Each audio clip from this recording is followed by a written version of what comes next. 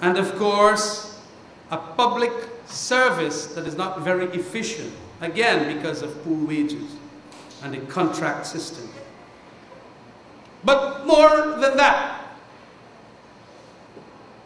businessmen not trusting state institutions.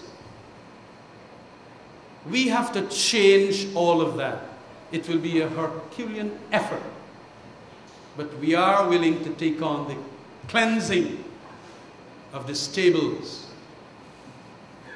in Guyana here come 2011.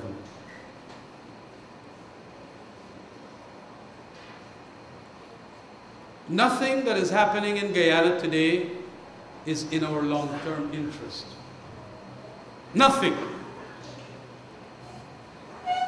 Why is it, as Says has asked, this government does not transform this country? You know why? They like their Prado villas. They like their pension packages. And how many of you know the pension package of the president? $1 million a month after he come off as president. Well, he did very good on that score, not making it daily. Lots of vehicles will be put at his disposal. No gas bill, no gasoline bill, all of that. Lots of people don't know that he will have 2 cooks at his disposal. Gardener, administrative staff, clerical staff. And then he gone and put up one of the finest houses. And he didn't take 1 house lot, you know. He take 5 house lots. 5 house lots of 100 by 50. And that is why he ended up with 1 acre. And so many of them are going to talk that this talk about Ramjattan and Sheila carrying and Raphael carrying in the parliament about corruption is not good. You know of it. You have seen the substandard works done on your streets, on your schools. We don't have to wait until Transparency International tells us this. We don't have to wait on Heritage Foundation. You see it. And we feel in the Alliance for Change that if we were to cut all of this corruption, we would have the monies for all that which we have in our action plan.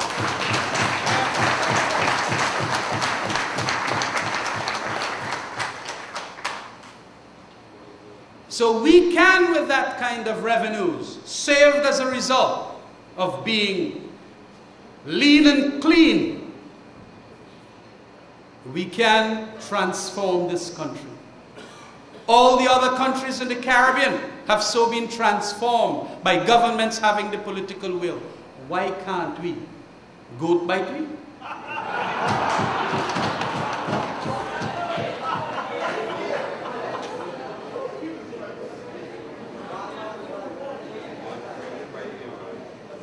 I want to say Guten bite we.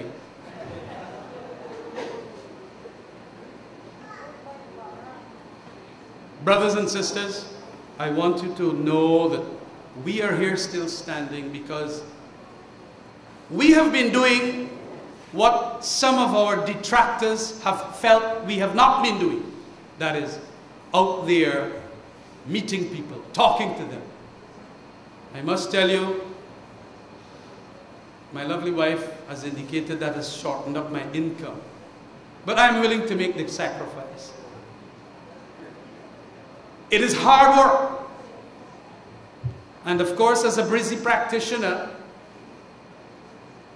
you would expect that it is going to affect your practice and all of that. But we have people leading this movement who, because of the vision we want implemented, we are going to make those sacrifices. I know of that sacrifice from Raphael. And he has been sacrificing a whole lot for long periods since 2006. That is the case with so many of us. Kathy doing her work, we begging her time for doing some interviews with us in her studio, doing all of that. Now and again asking the Stephen Fraser and the Nigel Hughes to do some work for us, free of charge, which they have always done. You two out there helping out. But making that sacrifice means that we have some time to go meet the people. And in meeting the people, we have been sending our message. And also in that process, we have been also listening to what it is that they want. That was part of the consultation process that we had when we start realizing these various policies we have in our action plan. So don't feel that it was arbitrariness out of the minds of our technical experts. No, we fed them the information as to what we felt were important to the people of Guyana. What they were telling us they want. Jobs correctly was number one. Crime and security, the other, number two. But there were some others that are very significant. And though they might have not been mentioned by the others, I want to state in closing, because it's getting late, a couple of them that might have been missed. Ethnic balance, harmony between the various communities and cultures.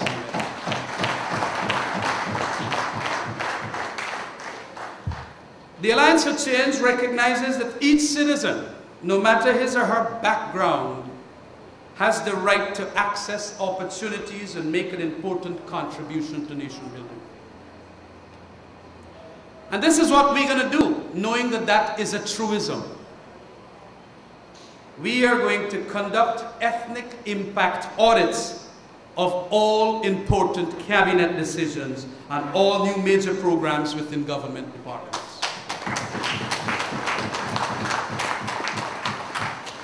Ethnic audits are important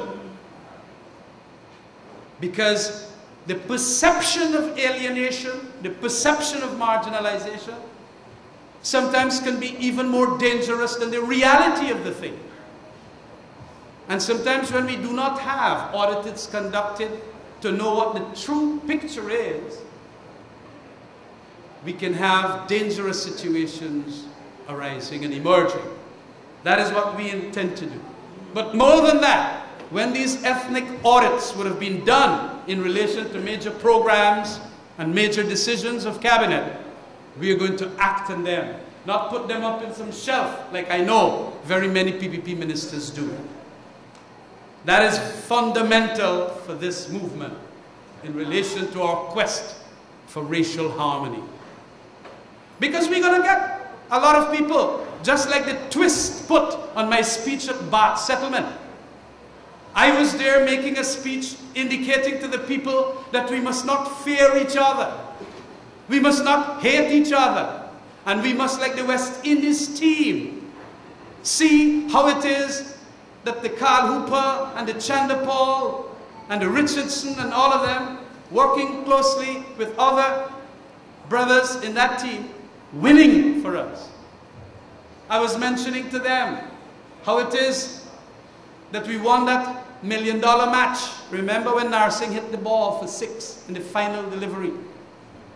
It was Travis Dowling and Narsingh and Chattagoon and Sarwan helping us to win. And you know, when we don't fear the other, when we don't hate the other, we win millions. And that is what the Alliance for Change wants. What did the press do? Dennis Chibral will tell you that I indeed made statements like that. What did the press do? The state press,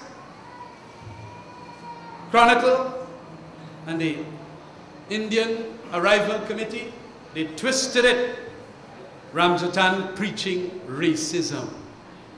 Well, I understand they got the speech and they sent it to the Ethnic Relations Commission, and I am proud to say that Mr. Bishop Edgehill has indicated that that's the kind of speech we want from politicians.